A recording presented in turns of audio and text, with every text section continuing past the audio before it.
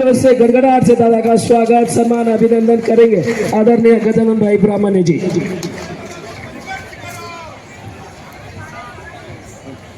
साथियों, बहुत समय से आप लोग जो है अलग अलग वक्ताओं के अलग अलग बात सुने और 32वें आदिवासी सांस्कृतिक महासम्मेलन में विशेष करके जिस तरह से वाहरू दादा ने आदिवासी परंपरा, संस्कृति और संस्कृति का जो नष्ट होने का जो सिलसिला चल रहा है वो, और उसके बाद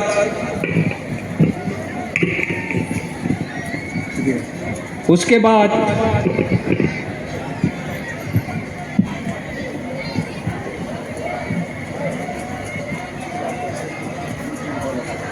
बाद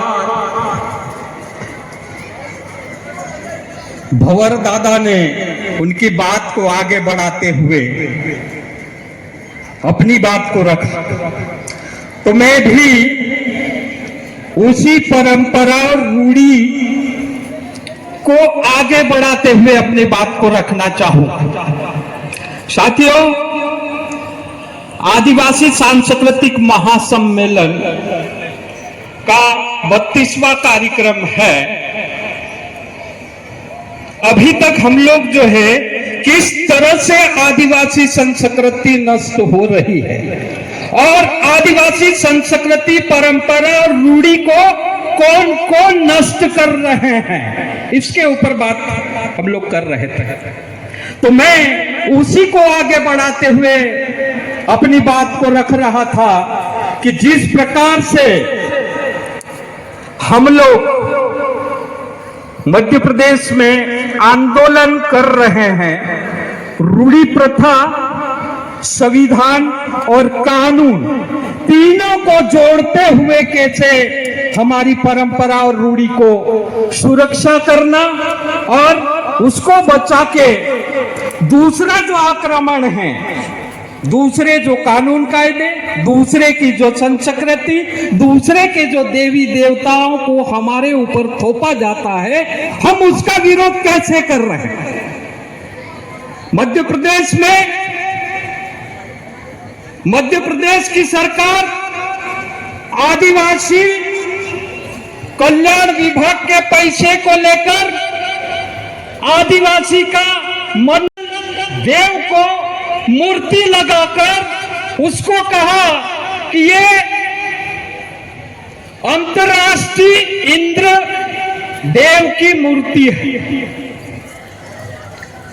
हम लोग ने उसका विरोध किया, उसका उद्घाटन मुख्यमंत्री करने आ रहे थे। मुख्यमंत्री के नाम पर हमने थाने में जाकर एफआईआर दर्ज करवाने की मांग रखी कि मध्य प्रदेश का मुख्यमंत्री आदिवासी के देव, आदिवासी के पूजा पद्धति, आदिवासी की संस्कृति, आदिवासी की परंपरा को नष्ट करने के लिए हमारे गांव में आ रहा है, इसलिए इसके ऊपर जो है एट्रोसिटी एक्ट के तहत एफआईआर दर्ज होना चाहिए। एक साथियों, दूसरी बात कि वो मुख्यमंत्री को खबर हो गई तो नहीं आया। उसके बाद में वही इंद्रदेव को, जो इंद्रदेव अलग है, उसको अगर देखेंगे तो वो हिंदू का देव है, इंद्र देव हमारा देव है।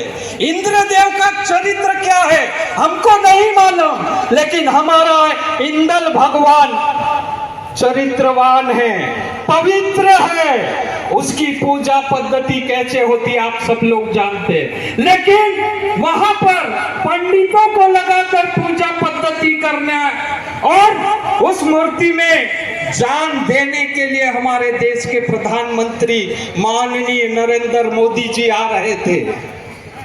हम लोगों ने उसका विरोध किया कि आदिवासी के मूर्ति में ना तो जान डाली जा सकती, ना ही आदिवासी मूर्ति का पूजक है और ना ही आदिवासी मूर्ति की पूजा करेगा। ये जो हमारे गांव में जो मूर्ति लगी है, उस मूर्ति का जो मूर्ति को जो है जान देने के लिए प्रधानमंत्री आ रहे हैं, मतलब संवैधानिक रूप से आदिवासी के अधिकारों का हनन कर रहे हैं और आदिवासियों की संस्कृति और परंपरा को नष्ट कर रहे हैं। इनको तुरंत रोका जाए। और अगर ये ऐसा करते हैं तो संवैधानिक रूप से आदिवासी की परंपरा को नष्ट करना, आदिवासी को देव को जो है दूसरे देव या दूसरी जात या दूसरा धर्म अतिक्रमण करना, मतलब आदिवासी की आस्था को ठेस पहुंचाना है। आदिवासी की ठेस पहुंचाना मतलब संवैधानिक गुनाह होता है। इसलिए प्रधानमंत्री के ऊपर भी केस होना चाहिए। ये काम भी हम लोगों ने किया है साथियों।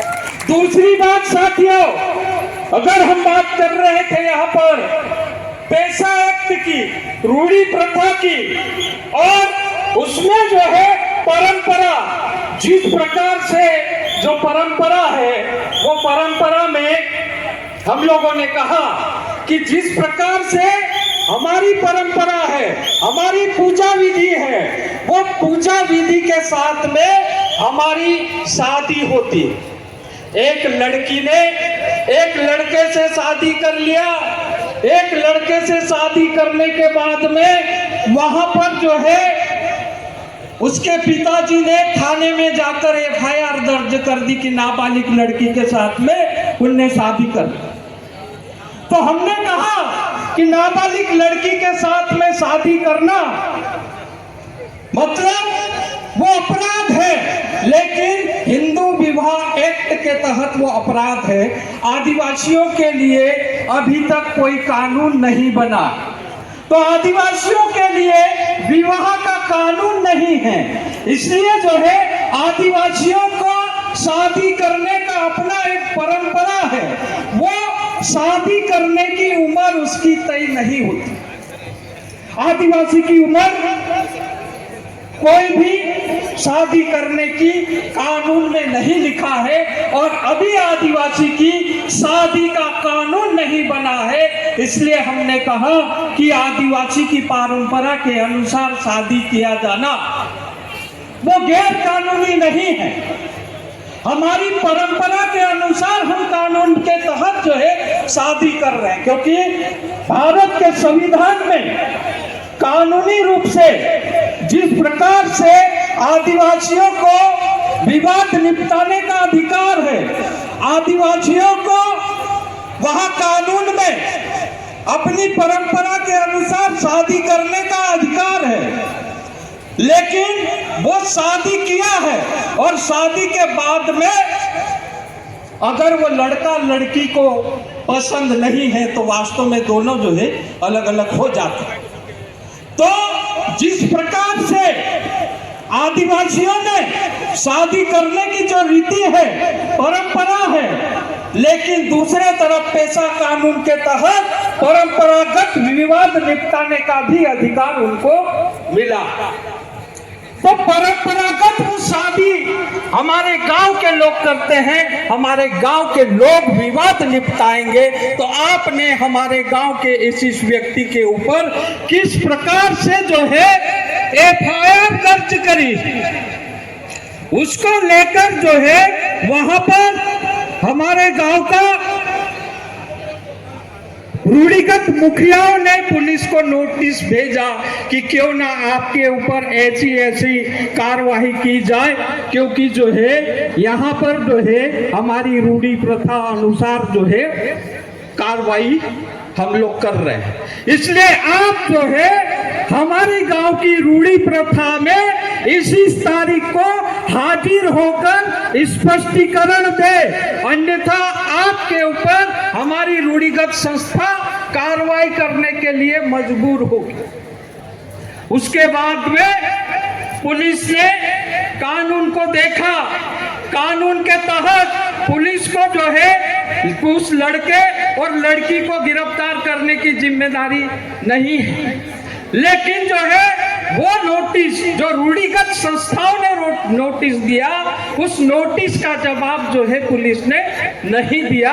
और आखिर में जिस प्रकार से ग्राम सभा ने उनको नोटिस दिया, एसडीओ पीएसपी, इन्होंने सारों ने विचार किया कि मध्य प्रदेश में पेशा कानून के तहत इनको विवाद निपटाने का अधिकार है, तो विवाद निपटाने का काम ये करेंगे, हम एफआईआर नहीं कर सकते। ऐसा पेशा एक्ट के तहत जो है उन्होंने जो है वहां पर पुलिस ने उस लड़के के नाम की जो एफआईआर थी उसका खात्मा काट दिया। तो ऐसा साथियों, अगर लड़ेंगे संवैधानिक रूप से तो वास्तव में हमारी परंपरा बचेगी। और अगर हमारी शादी नहीं करना थी तो जैसे हम सुन रहे थे कि जिस प्रकार से हमारे यहाँ छेवड़ा वाली परंपरा है कि छेवड़े पे बांध के उस लड़की को जो है उसके पिताजी के यहाँ भेज देते हैं, और ये चीज जो है आदिवासी समाज इस व्यवस्था को मान्यता देता है और कानूनी रूप से आदिवासी समाज जो है उसको मानता भी है। तो खूब खूब धन्यवाद, आपने मेरी बात को सुना। और आखिरी में मैं जो है नारा देके अपनी बात को खत्म करना चाहूंगा। अमृत कामा, अमृत कामा, ना लोकसभा ना राज्यसभा, ना लोकसभा ना राज्यसभा। खूब खूब धन्यवाद।